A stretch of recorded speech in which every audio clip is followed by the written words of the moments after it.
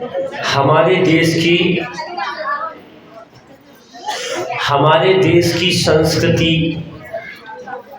सबसे महत्वपूर्ण भारतीय संस्कृति कहलाती है।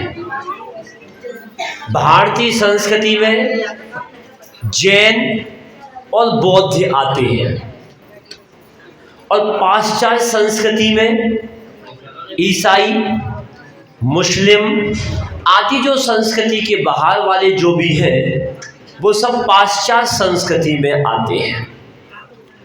हमारे देश के लोग, हमारी समाज के लोग, हमारे समाज की महिलाएं, हमारे समाज के व्यक्ति आज पाश्चात्य संस्कृति का शिकार बन रहे हैं और धार्मिक संस्कृति से दूर हटते जा रहे हैं। और हमें क्या करना चाहिए, क्या नहीं करना चाहिए, क्या हमारे लिए योग्य है और क्या हमारे लिए अयोग्य है। आज की युवा पीढ़ी हमारी भारतीय संस्कृति को छोड़ती जा रही है और पाश्चात्य संस्कृति का उपयोग करती जा रही है। और हमारी संस्कृति, हमारी भाषा, हमारी वेशभूषा इन सब चीज़ों से पीछे हटती जा रही है।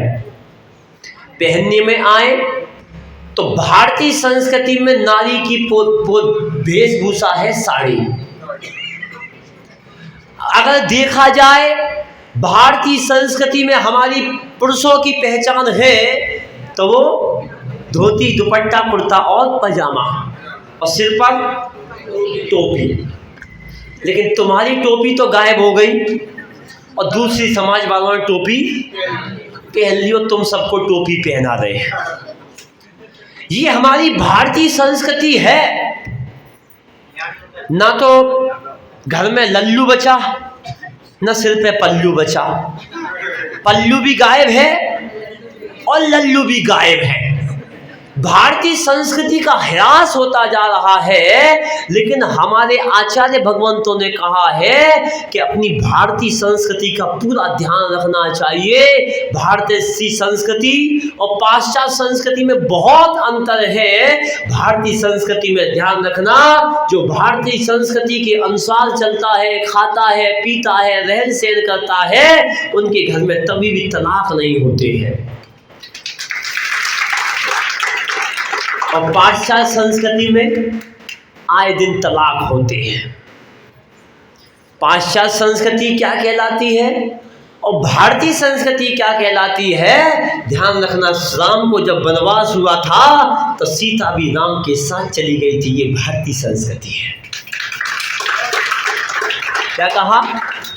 राम को जब वनवास हुआ, मेरे पति जहाँ जा रहे हैं, मेरे भाई जहाँ जा रहे हैं, मेरे जो घर के बंधुजन जो जहाँ जा रहे हैं, मैं भी उनके पीछे जाऊंगी। ये भारतीय संस्कृति है। और लड़ना, झगड़ना, कोर्ट कचहरी करना और अपना हिस्सा बांटना मांगना, ये पाश्चात्य संस्कृति है। आप कौन सी संस्कृति में जी रहे हैं? बोलो। जहाँ आए दिन तलाक हो, पति पत्नी में तलाक हो, मनमुटाव हो, आए दिन घर छोड़ करके जाए, ना पति का पता ना पत्नी का पता। पति इस बाबू के साथ बैठी, पत्नी उस बाबू के साथ बैठी है, ना उसके चारित्र का भरोसा, ना उसके चारित्र का भरोसा। आजकल नए नए लोग मुझे आकर के बताते सुन रहे हैं कि उनकी पत्नी उनके साथ एक दिन रहती है। कोई ऐसा कोई ऐप चल गया, कोई वो चल गया शौक। हाँ, एक शौक चल गया है। बड़े बड़े शहरों में, दिल्ली में, बम्बई में, उनकी पत्नी उनके मित्र के साथ रहेगी, उनकी पत्नी उनके साथ रहेगी। ये कोई चला है, क्या पता नहीं कौन सा ऐप है, क्या है ये, क्या है ये? भारतीय संस्कृति नहीं है, ये पाश्चात्य संस्कृति है। कौन सी संस्कृति है? पाश्चात्य संस्कृति है। ध्यान रखना, नारी बहुत पवित्र महिला होती है। ध्यान रखना, नारी ही तीर्थंकरों को जन्म देती है, नारी ही महापुरुषों को जन्म देती है, नारी ही महापुरुष महाराजों को जन्म देती है और नारी ही अपने अच्छों को बालक को जन्म देती है। नारी में तो वो महान होता है कि तीर्थंकर जैसे पुत्रों को अगर देती है तो नारी ही जन्म देती है।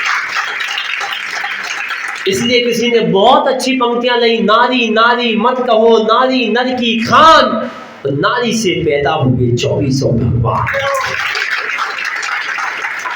लेकिन आज की नारी कहाँ जा रही है? आज नारी का ही वर्णन है, क्योंकि नारी की संख्या ज़्यादा है, पुरुषों की कम है, इसलिए प्रदर्शन नारी पर ही होगा।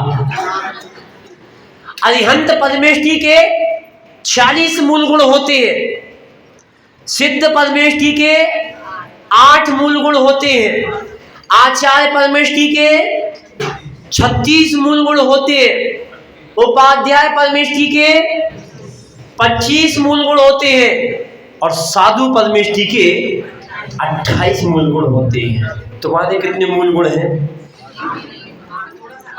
बोलो। श्रावक के 8 मूल गुण होते हैं। और नारी के गुण कितने होते हैं? नारी के गुण आज समझ लो, नारी के गुण कितने होते। तुम्हें अपने गुण नहीं पता, हमारे गुण नहीं पता, पुरुष के गुण नहीं पता, अरिहंत परमेष्ठी के गुण नहीं पता, सिद्ध के गुण नहीं पता, धर्म का तुम्हें ज्ञान नहीं, कर्म का तुम्हें ज्ञान नहीं। श्रृंगार कितने प्रकार का होता है बताओ? बोलो। 16। नाम गिनाओ, किसको पता है? करते तुम हो लेकिन तुमको पता नहीं। बोलो। कितने प्रकार का श्रृंगार होता है? नारी कितने श्रृंगार करती? 16। पुरुष ये तो महाराज हमको नहीं पता, ना हम कभी करें ना करें, बस लगाने का शौक है। ध्यान रखना, नारी के 16 श्रृंगार होते हैं। पहला, केश का श्रृंगार। कौन सा श्रृंगार? जिसमें तुम वो पहनते ना, क्या पहनते वो? टीका। 1। फिर माथे का श्रृंगार कितने हो गए? 2। गिनती का ना, काउंटिंग आपकी कैसी है? फिर इसके बाद कान का श्रृंगार कितने हो? 1 में कि 2 में? 1 में पहनती है क्या? तो कितने हो गए? 4। फिर आंखों का श्रृंगार 1 में कि 2 में? कितने हो गए? 6। फिर उसके बाद नथनी कितने हो गए? 7 हो गए ना। फिर ओठों का श्रृंगार लाली कितने हो गए? 8 हो गए ना। फिर उसके बाद बाजूबंद 1 में कि 2 में? 1 ही में पहनते, 2 में नहीं पहना। तुम्हें पहन वो ही नहीं आओ अभी। और 1 में तो साड़ी पहन ली तो ढक गया, 1 में ही कितने हो गए? 9 हो गए ना। फिर हाथों में हथफूल, चूड़ी नहीं, वो सौभाग्यवती नारी का वो है चिन्ह, चूड़ी नहीं, हथफूल, अंगूठी। 1 में कि दोनों में? कितने हो गए? कितने हो गए? 11। फिर उसके बाद कमर में करधनी 12। कितने हो गए? 12 हो गए। फिर गले में हार कितने हो गए? 13। फिर उसके बाद दोनों पैरों में पायल कितने हो गए? कितने हो गए? 15। और बिछिया नहीं, बिछिया तो सौभाग्यवती महिला के चिन्ह है। नारी के बिछिया, हाथ में कांच की चूड़ी और तुम्हारे क्या सिंदूर, ये सौभाग्यवती माँ को उसकी महिला के क्या है ये। और गले में एक चीज पहनती है क्या? मंगलसूत्र, जो अगर नहीं पहनना वो जिंदा में पति को मार डाला उन्हें। ये ध्यान रखना, पक्की समझना। क्यों? ये जैसे साधु के सम्यक दर्शन, सम्यक ज्ञान, सम्यक चारित्र, सम्यक तप, 4 आराधना होती है, ऐसे ही श्रावक की ये भी 4 आराधना रत्नत्र होते हैं। एक मान, दूसरा क्या? चूड़ी और मंगलसूत्र और पैर में बिछिया। श्रृंगार कितने हो गए? 15 हो गए। एक में भी यही दिमाग से उतर गया मेरे भी। एक और होता है श्रृंगार। तो ऐसे 16 प्रकार के श्रृंगार होते हैं, उनमें से केवल एक श्रृंगार पुरुष कम करता है, नथनी नहीं पहनता। बाकी 15 श्रृंगार वो भी करता है। क्यों? अब पूछोगे आप हमारा वो पहनते? तो जब कोई कार्यक्रम होता है तो वो पहनते ना, वो खड़ाऊ जिसको बजती है, वो छन छन छन छन छन, जो क्या बोलते हैं उनको, घुंघरू, वो पहनता है कि नहीं? पुरुष पहनता, नाटक में नहीं पहनता कि नहीं पहनता? जब राजा बनते हो सावधान में, सावधान, पहनते कि नहीं पहनते? तो सारे श्रृंगार करता है, करते हो तुम, बतावे महाराज, समझना।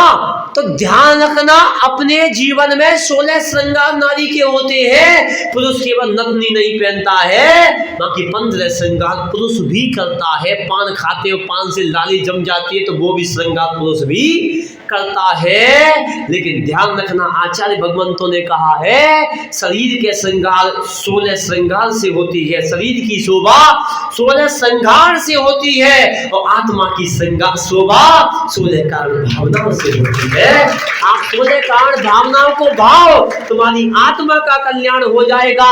और नारी हर क्षेत्र में आगे है, मैं बड़ी, मैं बड़ी, मैं बड़ी, लेकिन ध्यान रखना, नारी कभी पुरुष से बड़ी नहीं हो सकती। क्यों? जितने भी पुरुषों के समूह, तीर्थंकरों के, महापुरुषों के पुराणों को, ग्रंथों को उठाओ, समूह स्वर्ण की संख्या उठाओ, पुरुष से 3 गुनी महिलाएं होती हैं। 1 लाख श्रावक तो 3 लाख साधिकाएं, हमेशा नियम है। ये तो परिवार नियोजन के कारण से आदि आदि से होकर के ये व्यवस्था बराबर बना दी कि पुरुष बड़े और महिला बड़ी है। आज भी उठा करके देखो, फिर समस्या आएगी, फिर लड़के को आगे घूमेंगे। क्यों? अब विचार करो, हर व्यक्ति के घर में, इतिहास उठा लो आज ही, किन के घर में महिलाएं हैं, बालिकाएं हो, किन के में पुरुष है? बताओ, 10 साल से छोटी किन के घर में बालिकाएं ज्यादा हैं और बालक ज्यादा हैं? बताओ, इतिहास उठाओ, इतिहास बोलो, अभी उठाओ, आपके घर में बताओ। बालक बालिका कोई नहीं, बालिका एक भी नहीं है। 10 साल से छोटों की बात कर रहा हूँ। हाँ, इतिहास उठा लो, किसी के घर में उठा लो, लड़कियों की संख्या फिर ज्यादा हो गई। अब ऐसा तो है नहीं कि 30 साल का लड़का और 10 साल की लड़की से शादी कर दोगे, ऐसा तो होगा नहीं। अब फिर लड़के को आगे घूमेंगे। आंसू भैया, कितनी लड़की, लड़के कितने? एक भी नहीं। अब हिसाब लगा लो, लड़कियों की संख्या ज्यादा होती है, ये प्रकृति का नियम है, इनके साथ तुम खिलवाड़ नहीं कर सकते। इसलिए चक्रवर्ती की कितनी शादियां? 96,000। यहाँ तो एक ही नहीं पाल पा रहे, एक ही में परेशान है रहे। इसलिए ध्यान रखना, चक्रवर्ती की 96,000 रानियां होती है और 60,000 पुत्र और 1,80,000 पुत्रियां। अरे भगवान जी का हुआ, छोटा परिवार दुखी परिवार और बड़ा परिवार सुखी परिवार। ये आगम का सूत्र है। सरकार कहती है छोटा परिवार सुखी परिवार और बड़ा परिवार दुखी परिवार। तुम सब बुद्धू नंबर 1 के, महाबुद्धू। अब आप कहोगे महाराज आप तो बाल ब्रह्मचारी, आप महाबुद्धू, ऐसा हो सकता है? आप ही कह रहे महाराज के क्या कहते हैं, जिन शादी करना चाहिए तीर्थंकर नियम से अपने अकेले होते हैं कुल में। भाई मैं तो 3 भाई 1 बहन हूं, अकेला तो हूं नहीं। चलो बताओ। इसलिए ध्यान रखना, नियम से छोटा परिवार दुखी परिवार और बड़ा परिवार। कोरोना में अकल में आ गई होगी सबके, जिनके एक से अगर चले गए, बड़ी बड़ी कोठियां बनाई हैं, उनमें कौन रहेगा? भूत, चिंता भूत। लोभी को धन लावर खाए और बचे सरकार ले जाए, या तो क्या कहते हैं आजू बाजू के खा जाएंगे और जो बचेगा वो सरकार खा जाएगी।